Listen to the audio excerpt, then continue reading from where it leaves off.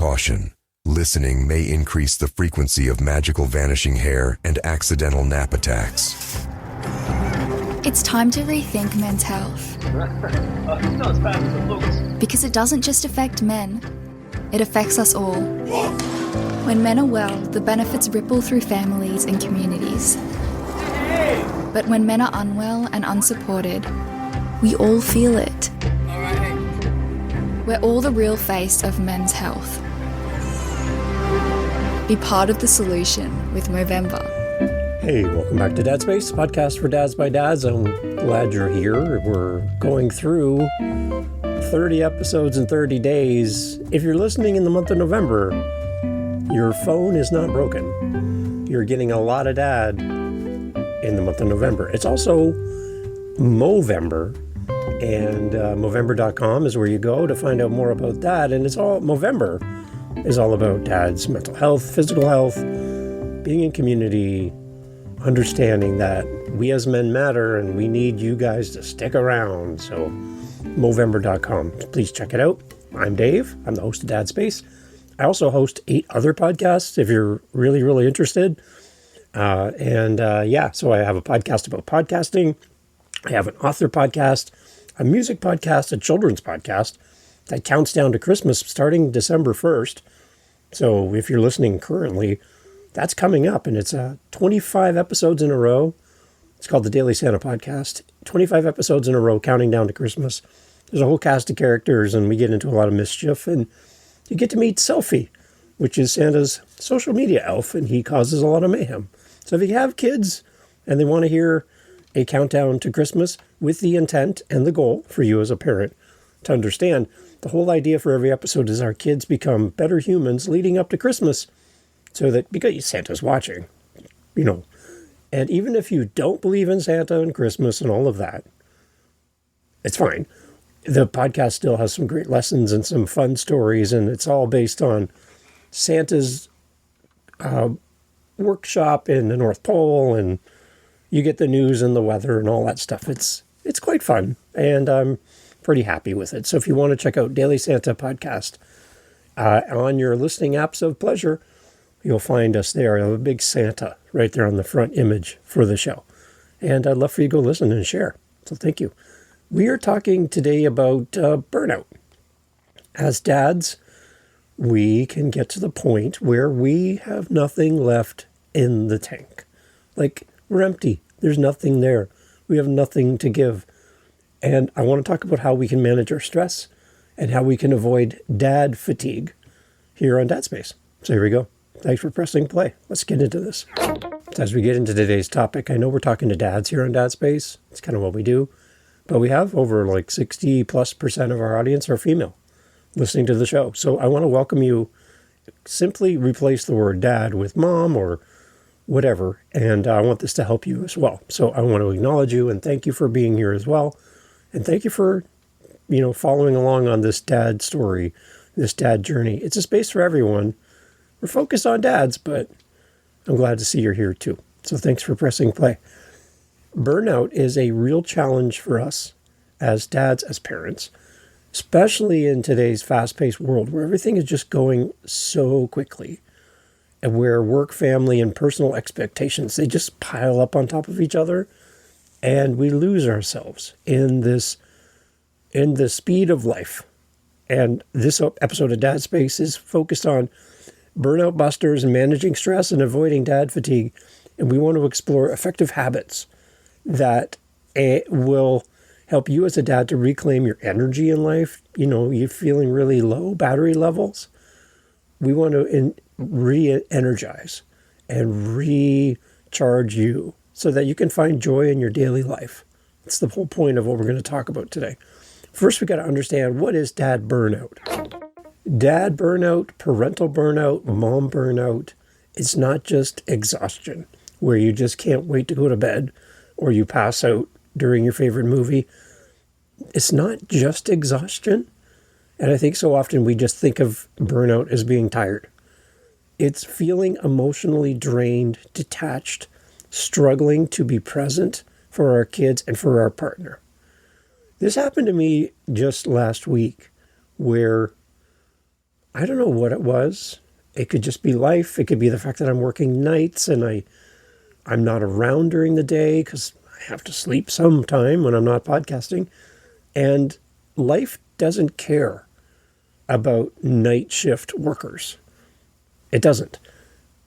Doctors aren't available during at 3 o'clock in the morning on my days off to see them. No, life doesn't care. All of the stores close during the night when I'm awake. Life doesn't care. The fact that you have to sleep, your family doesn't care. They have things to do. Their events don't go on hold. Your partner needs support. You can't put that on hold. And no matter how hard you trying to squeeze a regular, normal life and match it up to a overnight worker's night shift life, I think I just got really, really close to just burning right out. Just trying to do too much and not doing any of it really, really well. And I got to the point where I was almost unconsolable. Like I couldn't express why I was so struggling in the moment so much, but it scared my family because they saw me kind of just uncoupling myself and just falling apart a little bit because I've been asked to do more and more and more during the day, and I have to keep reminding people that if I don't sleep, I can't work. I have to have sleep so I can work my night shift. I can't just run 24 hours a day as much as I love to. I do love my sleep, and I do need to step away. We have family events. We have people coming to see the family, driving many, many miles. My sister came down recently from a long drive to come and see our family. I didn't see her once at all because it was right on the middle of my night shift schedule. And when they came over and when they wanted to get together, I was sleeping. Middle of the morning, Dave's asleep. 6 to 9 p.m. at night before I go to work, I'm still in bed. I'm getting up. Now, what happens for me is I'll sleep in the morning for a while, I'll get up in the afternoon, and then I'll go back to bed again. That way I kind of show my face during the day. And then I keep one day a week where I just shut my calendar off, shut everything off and sleep. Because I just need to recharge, and I can tell my health is not great when I'm not sleeping, so I have to create that as a priority for myself. But in that, I'm saying no to getting together with family, seeing friends, all of these things. And I was just teetering. My family would say I am not teetering, I'm full on burnout, but I'm saying I'm teetering on that level. You need to understand what dad burnout is for you. Some of the warning signs that you're close to dad burnout could include things like persistently being tired, like you're just always tired. You're irritable. Little things just piss you off and make you angry. You have trouble focusing. You are emotionally distant from your family. You feel disconnected, like you're not a part of what's going on. That's how I was feeling. Frequent headaches or just tension. You're not eating right. You're not sleeping. All of these things build up slowly so that when you start recognizing these signs early, it's key for bouncing back or making a change. You need to be aware of what burnout looks like for you. It's not the same for everyone. And you need to understand your signals and heed the signals. There's a reason why your body's telling you what it's telling you, and you need to respond. So understand dad burnout. Some strategies to bust out of burnout. Here's some things that you can put into place this week, today even, for you as a dad. First, I would say set some clear boundaries. Dads often juggle work, family, and countless daily tasks with very little time for themselves. Moms, you do it as well, I know. Creating strong boundaries like designating work-free family time when work is not your priority and you're not checking your phone for that email from your boss. You're not just playing video games or playing on your phone. You need to dedicate some times for your family and resist the natural inclination to respond to emails and calls and things off hours. Protect your energy and bring more meaningful interactions with your loved ones by taking a break from the things that distract you from your family. And say no when you need to. And delegate household chores when possible. Your kids sitting around on their phones with their feet up on the table while you have worked all day, all night, and then have to come home and do everything else, it is not a fair trade-off. Have your kids help. Have them understand why we as a family need to take care of this house as a family, because we all live here and we all contribute to the dishes, we all contribute to the mess, we all contribute to what happens in the house, so we're all equally responsible for what happens in the house. Set some clear boundaries for you, set some clear boundaries for your family. This is going to help you to bust out of your burnout. Clear boundaries. Also, prioritize your own self-care. Self-care is not selfish at all. It's not you being self-absorbed. Even 10 minutes for yourself each day adds up. Taking a walk, reading a few pages from a book, listening to Dad Space, or just enjoying a cup of coffee in total silence. This can really make sure that you get regular movement and adequate sleep can really help for you to carve out time for yourself and make yourself a priority. Quick, healthy meals or snacks, this can really help. And even when time is short, you make time to care for yourself. If you don't care for yourself, it's the oxygen mask in the airliners, right? When you're flying, if you don't take care of yourself, you can't take care of others. So fill your own cup before you worry about everyone else's. It's not selfish.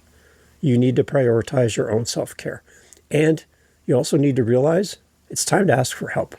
Movember is a month dedicated to men's mental health, men's physical health, and to realize that we're not alone in this world and that we need to reach out for help. We need to see the doctors. We need to get help. We need support. We need each other as men. That's what this whole month is about at Movember.com. We need to realize when it's time for us to ask for help and to resist the urge to carry everything that we do alone.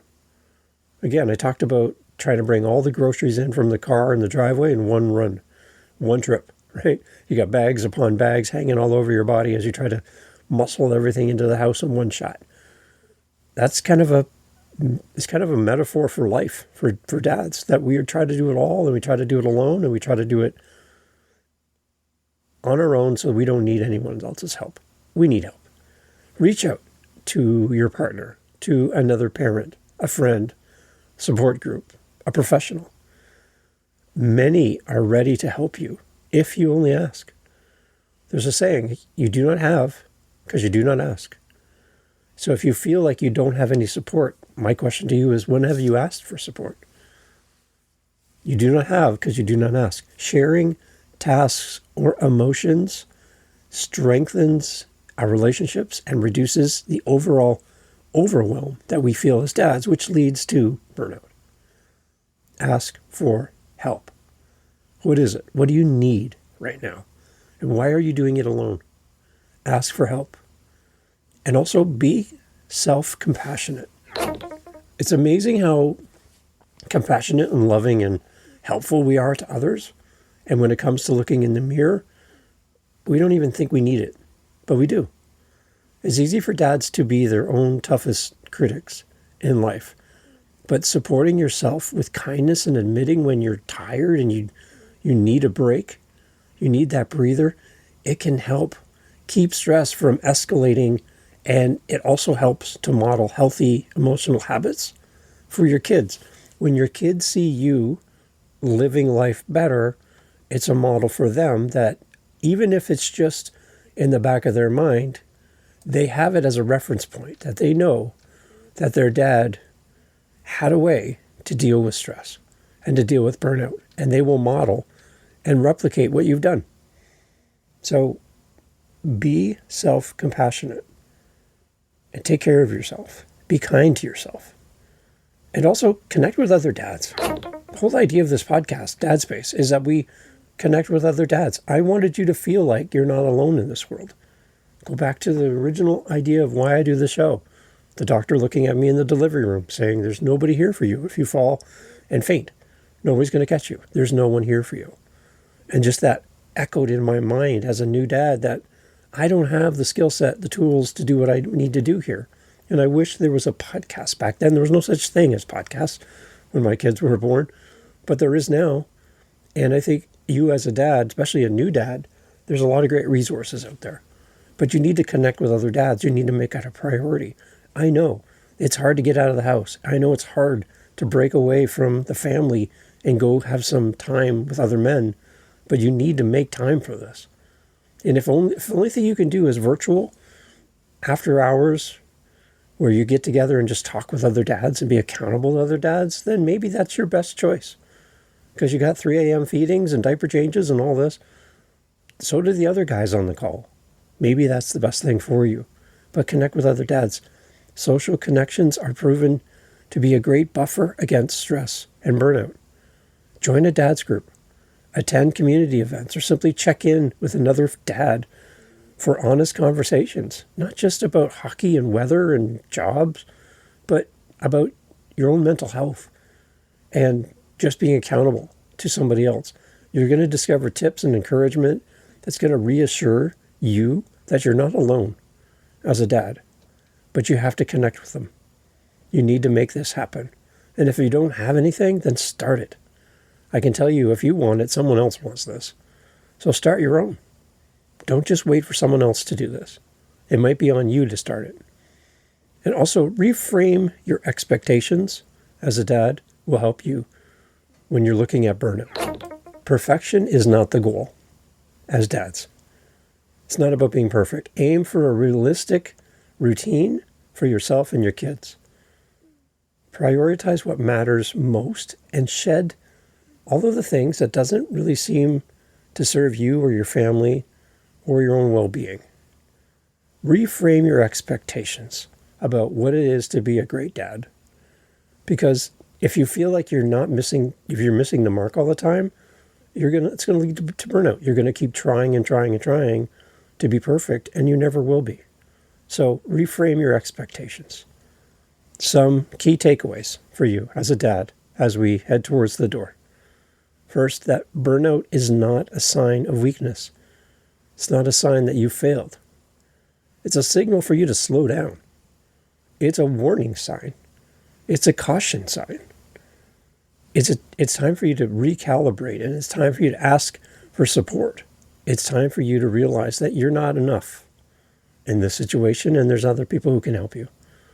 And by defining boundaries, it helps you to embracing all your own self-care and taking care of yourself and being more compassionate with yourself. Seeking help and building connections, dads can move from simply surviving as a dad, barely, to actually thriving and excited and having more in the tank to give because you filled your own tank first. Taking small steps each day not only benefits you, but it also helps build you into the resilient, joyful legacy that you can leave for your family and they can model as they go down the path in life. So where are you on the burnout scale? Are you like me, trying to do it all and not doing it all well? Maybe it's time for you to take a recalibration and look at your life and look at your calendar and go, where am I a priority this week? Where's my spot? After everything else has been done, where's my spot? And whatever that is for you. It could be fishing, could be walking around a car dealership, going to a car show, I don't know, antiquing. I don't know what it is for you, but there's something that lights you up and there's something that you miss. How are you going to add that to your calendar? And what can you give up to make it a priority? If you don't document it, if you don't put this into practice, it's never going to happen on its own. It's not going to fall on your lap. So make it a priority. Avoid the burnout by following through with these things. Understand what it is. Set clear boundaries. Prioritize your own self-care. Ask for help. Be self-compassionate. Connect with other dads and reframe your expectations. All of these things will help you as Burnout Busters. If you need help, you want to chat anytime, reach out. I'd love to hear from you. dadspace.ca. Thanks for listening. Hello. I'm classically trained actor and fine woodworker Nick Offerman. A few of you may know me as Ron Swanson from NBC's Parks and Recreation, but let's be honest, most of you know me for this. And this Movember, I'm here to instruct you on how to properly grow your very own. Developing my mustache required years of training. I brought it to Scotland, where sheep herders tamed its unruly I then studied with Tibetan monks, who combed it like a Zen Every day I washed it with cologne, whale oil, and beef and dried it over a campfire of peat and turf.